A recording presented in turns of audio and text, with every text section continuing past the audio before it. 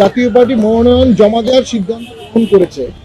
তবে আমরা মনে করি প্রতিনিয়ত পট পরিবর্তন হতে পারে।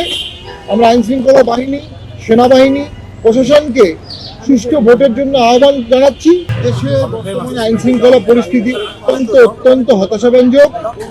আমরা যতগুলো ভোট দেখেছি, 6টি ভোট এর মধ্যে হয়েছে বাংলাদেশে, 9টি ভোটে জাতীয় পার্টি অংশগ্রহণ করেছে। কোনো ভোটের 2 মাস আগে এত খারাপ আইনশৃঙ্খলা পরিস্থিতি ছিল বলে আমার মনে হয় না।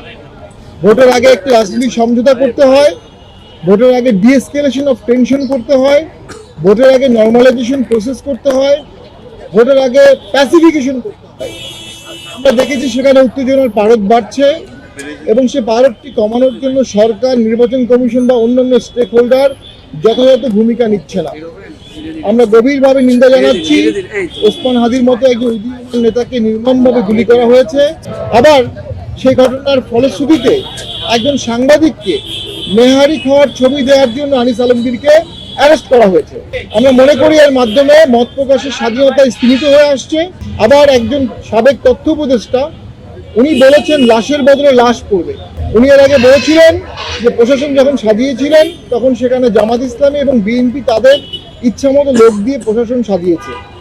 আমরা আশঙ্কা করছি একটি পাতানো নির্বাচন হতে পারে। আমরা আশঙ্কা করছি একটা ইঞ্জিনিয়ারিং ইলেকশন হতে পারে।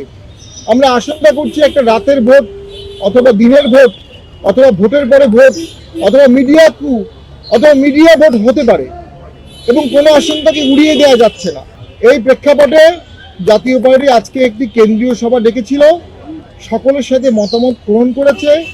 মতামত গ্রহণের ফলশ্রুতিতে প্রাথমিকভাবে জাতীয় পার্টি মনোনয়ন জমা দেওয়ার সিদ্ধান্ত গ্রহণ করেছে।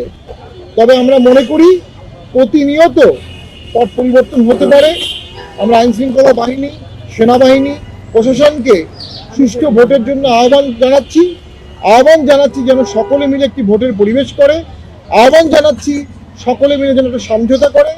আহ্বান জানাচ্ছি সকলে মিলে যেন একটা ঐক্যমত সৃষ্টি করে। যে ঐক্যমত ছাড়া দেশের স্বাধীনতা, দেশের সার্বভৌমত্ব, অভ্যন্তরীণ আইন শৃঙ্খলা হুমকির মুখে পড়বে। একটা গৃহযুদ্ধ আশঙ্কা আমরা করছি।